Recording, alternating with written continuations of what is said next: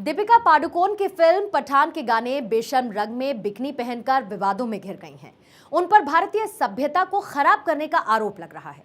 कारण है उस गाने में ऑरेंज बिकिनी पहनना और इस पर गाने के बोल होना बेशर्म रंग। दीपिका मॉडर्न बिकिनी पहनने वाली बॉलीवुड या फिर दुनिया की पहली एक्ट्रेस नहीं है।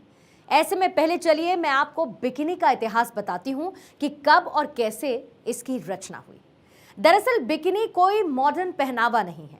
इसे प्राचीन समय में भी महिलाएं पहना करती थी। इसके बनने का कनेक्शन वर्ल्ड वॉर II और उस समय आई तंगी से है।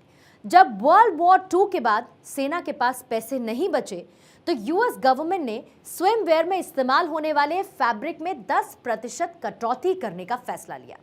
इस तरह से आपदा में नया अवसर मिला और बिकिनी बन गई। लेकिन इसे बनाने वाला कोई डिजाइनर नहीं बल्कि एक French mechanical engineer Louis Reard थे, जिन्हें 1946 में मिशेलिन बर्नार्डिनी नाम की मॉडल ने पहनकर सार्वजनिक किया था। करीब 5600 ईसा पूर्व में बिकिनी जैसे कपड़े इस्तेमाल होते थे। अब से 7600 साल पहले के साउथ एनाटोलिया यानी कि वेस्टर्न एशिया की एक प्राचीन बस्ती कैटाल होयो की देवी की एक तस्वीर 1400 ईसा पूर्व में बनाई गई थी, जिसमें उन्हें बिकिनी जैसे कपड़े पहने दिखाया गया था। प्राचीन तस्वीर में देवी बिकिनी से मिलती जुलती 2 पीस कॉस्ट्यूम में थी। उसमें वो 2 बाघों के साथ खड़ी हुई नजर आई थी। साहित्य में भी बिकिनी जैसी पोशाक का जिक्र किया गया है। अगस्टन के समय के मशहूर कवि ओविड ने अपनी एक कविता में ब्रेस्ट बैंड और इसी तरह लपेटने वाले कपड़ों का जिक्र करते हुए कहा था कि ये लव लेटर छिपाने की अच्छी जगह है। वहीं प्राचीन रोमन महिलाओं द्वारा भी बिकिनी जैसे कपड़े पहने जाने का जिक्र इतिहास में मिलता है।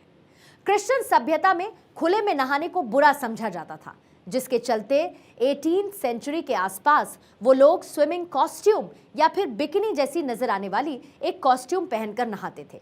उस समय बेदिंग गाउन टखनों तक पूरी बाहों वाला होता था, जिसे नहाते हुए महिलाओं का पूरा शरीर ढका रहे। 19वीं शताब्दी आते आते स्विम सूट की स्लीव्स छोटी होती चली गईं और फिर इन्हें 19वीं शताब्दी के मध्य तक स्लीवलेस बनाया जाने लगा। ऐसे में भारत में बॉलीवुड में बिकिनी का चलन शुरू करने का श्रेय शर्मिला टैगोर को जाता है। शर्मिला ने 1966 में फिल्म फेयर मैगजीन के लिए बिकिनी फोटो शूट करवाया था। इस शूट के बाद 1967 में आई film an evening in Paris के गाने में शर्मिला बिकिनी में नजर आई थी। फिल्म का वो सीन खूब विवादों में रहा और शर्मिला का बॉयकॉट किया जाने लगा। हालांकि इन सब के बावजूद हिंदी फिल्मों में बिकिनी का चलन शुरू हो गया। शर्मिला के इस कदम ने जीनत अमान और परवीन बॉबी सहित उस समय की कई और एक्ट्रेसेस को इस रास्ते पर चलने के लिए इंस्पायर किया और एक नए तरह के ट्रेंड की शुरुआत भी हुई।